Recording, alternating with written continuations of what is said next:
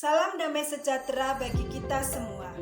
Saya Ibu Budiarti dari SD Negeri Karangmojo, Kecamatan Karanggayam, Kabupaten Kebumen, ingin melakukan desiminasi hasil pelatihan di Damba Angkatan 7 yang saya ikuti dengan materi analisis dan pembuatan kisi-kisi soal pilihan ganda berbasis kompetensi ilmiah yang diselenggarakan pada tanggal 19 April sampai dengan 30 April 2021. Melalui desiminasi ini, saya ingin menularkan ilmu yang saya peroleh kepada teman-teman sejawat dan pengawas Dapin di SD kami. Harapan saya, mereka mendapat ilmu yang berguna tentang analisis dan pembuatan kisi-kisi soal pilihan ganda berbasis kompetensi ilmiah. Meskipun dalam pelaksanaan desiminasi ini, saya membuat rekaman video dan kemudian nantinya akan saya unggah ke YouTube. Setelah itu saya bagikan link kepada teman-teman sejawat saya dan juga pengawas Dapin saya melalui WhatsApp beserta dengan materi yang saya peroleh dalam pelatihan di Damba. Sebelum berbicara lebih jauh tentang di Damba, saya ingin menjelaskan sedikit tentang apa itu Didamba. Didamba adalah nama singkatan yang jika dijabarkan menjadi diklat daring masif dan terbuka. Artinya, diklat ini dilakukan secara daring yang bersifat menyeluruh dan terbuka bagi semua guru SD, MI, SMP, dan SMA. Diklat ini dikhususkan untuk mata pelajaran IPA dengan berbagai macam cabang materi. Pelatihan ini bertujuan untuk mengembangkan atau meningkatkan profesional seorang guru sehingga guru dapat memilih dan juga menyesuaikan materi yang diminati.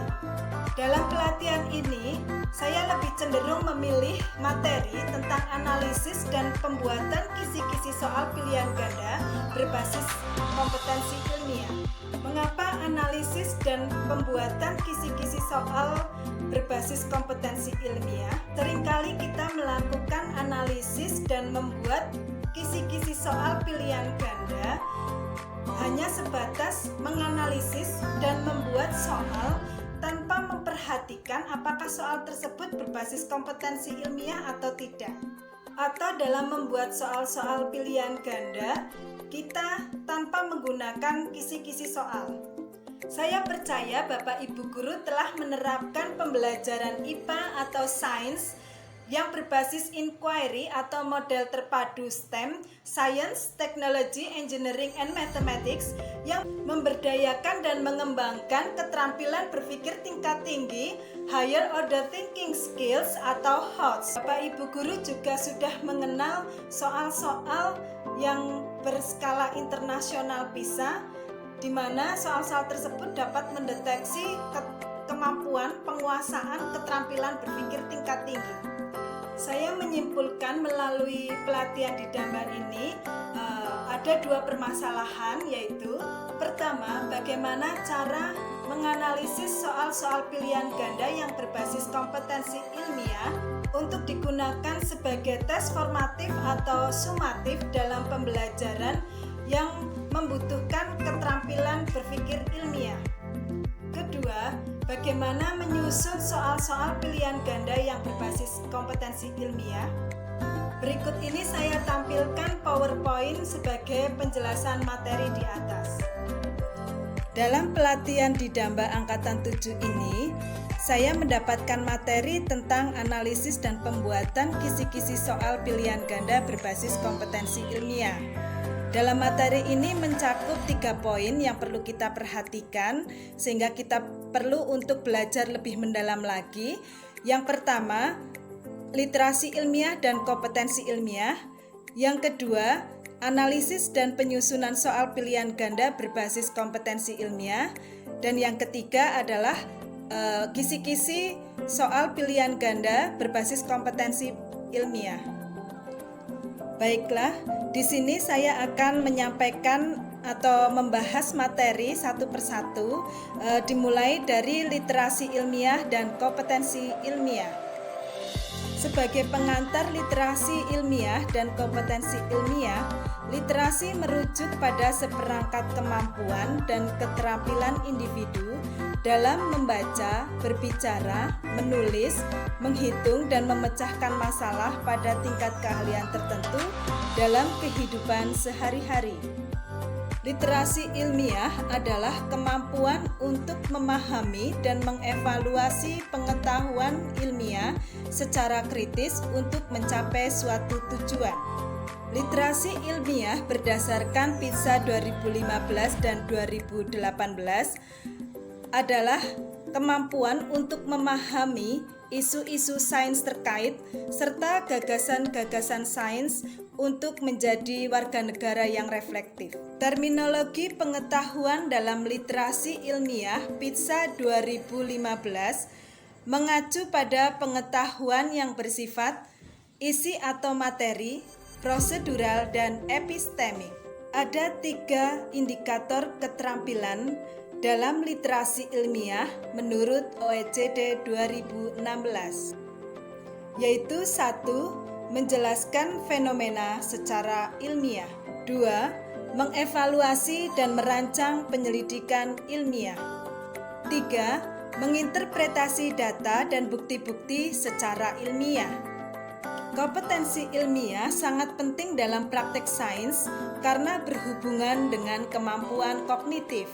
Kemampuan-kemampuan kognitif tersebut antara lain penalaran deduktif-induktif, berpikir kritis, berpikir sistem, transformasi informasi, membangun dan mengomunikasikan argumen berbasis data, berpikir dalam model skala, mengaplikasikan sains menurut OECD 2017. Kompetensi ilmiah pendukung kompetensi transformasi dicanangkan oleh OECD dalam E2030 meliputi: pertama, creating new value, menciptakan hal baru; kedua, reconciling tensions and dilemmas, merekonsiliasi ketegangan dan dilema; dan yang ketiga adalah taking responsibility, mengambil tanggung jawab. Materi yang kedua adalah melakukan analisis soal-soal pilihan ganda berbasis kompetensi ilmiah. Dalam melakukan analisis harus mengacu pada kaidah umum penulisan soal pilihan ganda yang berbasis kompetensi ilmiah. Berdasarkan kaidah umum penulisan soal pilihan ganda, di situ disebutkan terdapat 10 poin yang perlu diperhatikan dalam menganalisis soal pilihan ganda. Kemudian, kisi-kisi penulisan soal pilihan ganda berbasis kompetensi ilmiah perlu memperhatikan beberapa komponen sehingga kita bisa mengetahui tentang kompetensi ilmiah dan juga keterampilan apa yang ada di dalam penulisan soal pilihan ganda tersebut.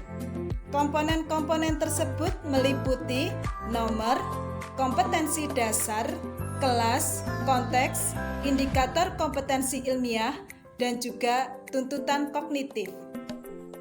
Demikian untuk materi yang saya sampaikan hari ini, semoga bermanfaat bagi Bapak Ibu semuanya.